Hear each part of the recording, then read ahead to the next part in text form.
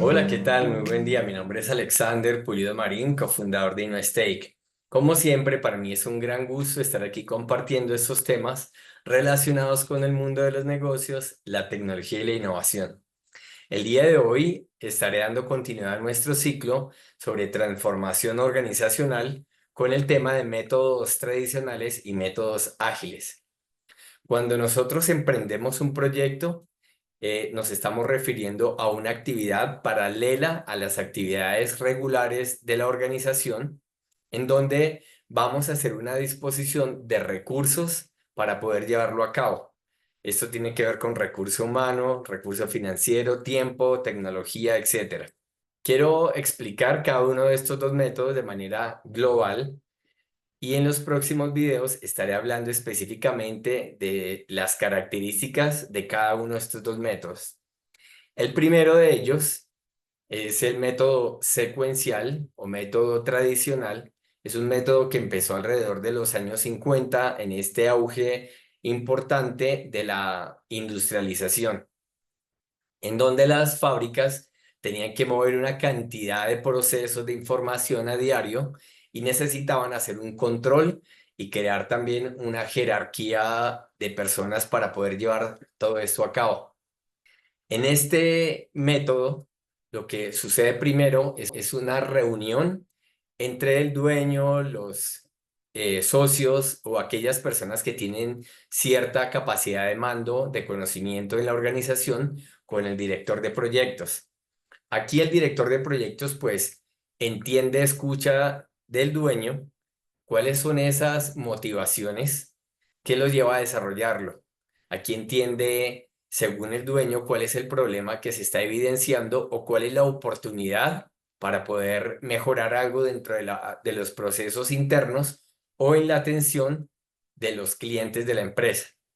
Sin embargo, es importante hacer un proceso diagnóstico para nosotros realmente entender cuál es el problema de base o cuáles son esas causas, porque normalmente lo que evidenciamos es que lo que nosotros entendemos como problema no es la misma causa del problema.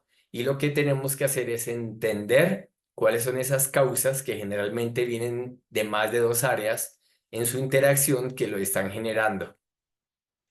Posteriormente, el director de proyectos, cuando ya entiende toda esa parte, se hace un documento en donde vamos a entender cuáles son los entregables, los alcances del proyecto, cuáles son las actividades importantes que se van a realizar y qué personal, con qué capacidades nosotros necesitamos para poder desarrollarlo.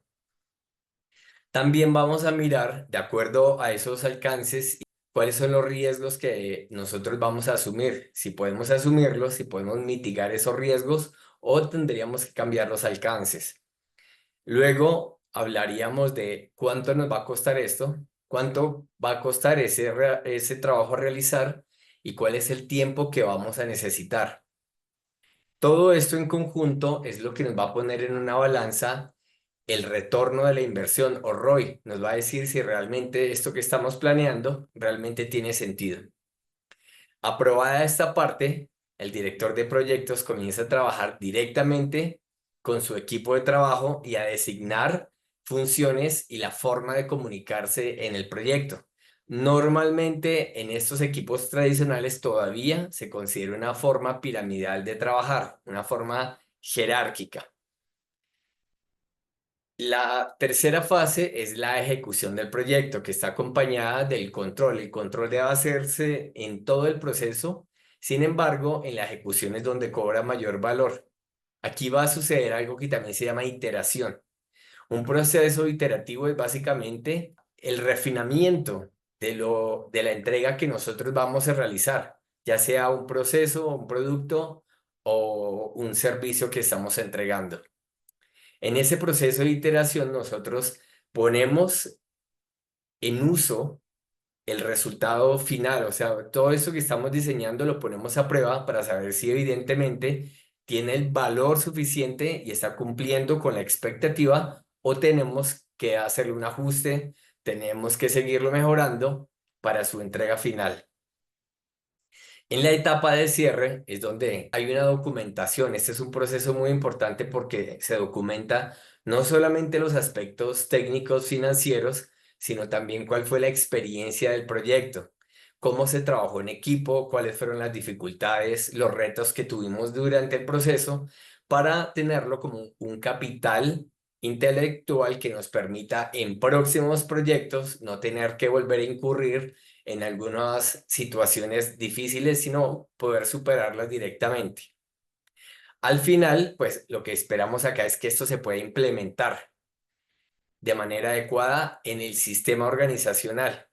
Como lo he mencionado antes, muchos proyectos fallan no en sí por el proyecto, por la estrategia que se desarrolló, sino porque no hay un adecuado engranaje entre ese proyecto estratégico y la ejecución ya dentro de los procesos cotidianos del negocio.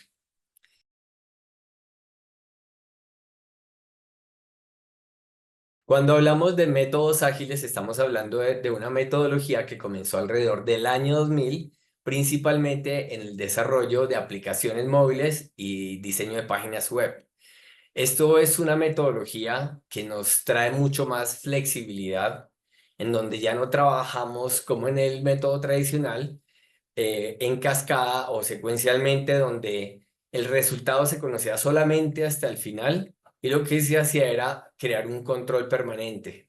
Aquí trabajamos de una manera diferente. Y esto promueve pues el trabajo colaborativo, participativo, ser mucho más flexibles, poder detectar errores de manera más rápida y además de eso poder integrar desde el comienzo en todas las etapas al dueño del proyecto o los usuarios del proyecto. Lo que se hace aquí es que básicamente se trabaja por patrones. Quiere decir que nosotros ya tenemos módulos conocidos que ya han sido probados, que han sido madurados, y simplemente lo que hacemos es empezar a trabajar esos módulos de acuerdo a la conveniencia del proyecto. Aquí se reúne el equipo de trabajo, el equipo de desarrollo, con el dueño del proyecto para ver cuáles son los requerimientos que ellos tienen. Cada etapa se desarrolla en sí misma, esto se llama un sprint. Para el ejemplo, voy a trabajar cuatro áreas que son fundamentales en un desarrollo de app y tenemos primero el diseño, toda la estructura general de lo que debería ser la aplicación que vamos a entregar, cuáles son los conceptos, la funcionalidad que va a tener.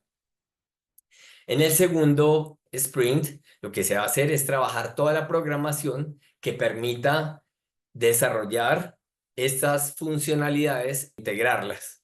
El tercero, nos vamos a fijar en el alojamiento de la data que se genera en todos estos procesos.